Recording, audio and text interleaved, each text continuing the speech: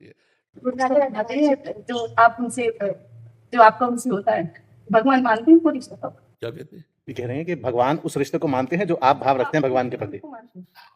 बिल्कुल वैसे मानते हैं। वैसे न मानते होते तो जिन्होंने एक टांग फैलाई ब्रह्मलोक तक, वो नंद बाबा की डेहरी नहीं नांग पा रहे। एक दिन लालजू महाराज बाल गोविंद ऐसे घुटनों के बल चलते हुए, घर की डेहरी होती है ना पहले पुराने घरों में, अब फ्लैट में तो डेहरी नहीं होती इतनी डेहरी होती थी मोटी। हाँ, तो भगवान ऐसे ऐसे करते हुए गए और चढ़ गए, तो पेट जब लगा तो पैर उठ गए और हाथ नीचे पहुंचे नहीं। अब रो रहे थे तो नारद जी आए। नारद जी ने देखा भगवान को, साष्टांग दंडवत किया, कहा प्रभु उठा दें, ये क्या लीला है? तो बोले तुम दूर रहो, ये हम सुख देने के लिए, क्योंकि हमें बच्चा मानती है ना यशोदा मैया और नंद बाबा, उनके सुख के लिए रो रहे हैं। इतने मैया के कान में आवाज पड़ी, विकल होकर भागती हुई, अरे मेरे लाला, और गोद में उठाया और दासियों को डांटा। तो देखा ना, छठवें दिन महाबली पूतना को ढंगा दिया था और डेहरी नहीं नांग पा रहे तो निर्वाह करते कि नहीं करते? तो बचपन से उसको पुत्र मानते, सांसारिक पुत्र की भी जरूरत नहीं पड़ी उनकी वजह से, पर अब उन्होंने आपके पास भेजा और आपका सहचरी भाव है बाबा, और मेरे आपके प्रति आप मेरे गुरु हो, मुझे ऐसा लगता है। तो तुम्हारे ही भाव की पुष्टि होगी। बाबा मेरे को भी बचाओ बाबा, मेरे को मेरा बच्चा। देखो मेरी बात समझो, अभी हमारे से जुड़ने का मतलब है, हम जब सत्संग करते हैं ना, तो हमारे पास सैकड़ों भाव वाले लोग होते हैं, सब सत्संग करते हैं।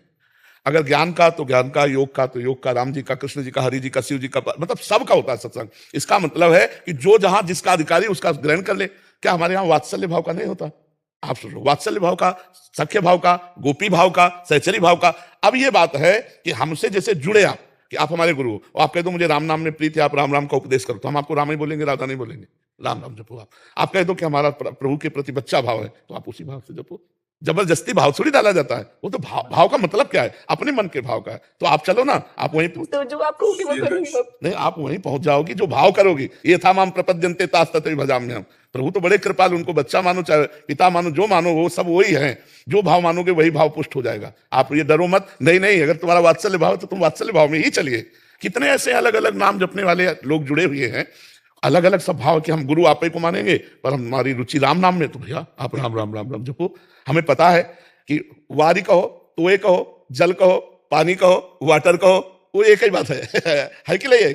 जो समझ रहा है वो समझ रहा है कि हम एक ही बात कर रहे हैं। मतलब उनका वारी, एक बोला जल, एक बोला तोए, एक बोला वाटर, एक बोला पानी, तो सब एक ही जल के तो ही पर्यायवाची शब्द है। ऐसे ही राम कृष्ण हरि शिव दुर्गा उमा जितने नाम हैं सब एक ही तत्व के हैं। तत्व दो नहीं है, तत्व एक ही है, उसके रूप उसका दुलार अलग अलग है।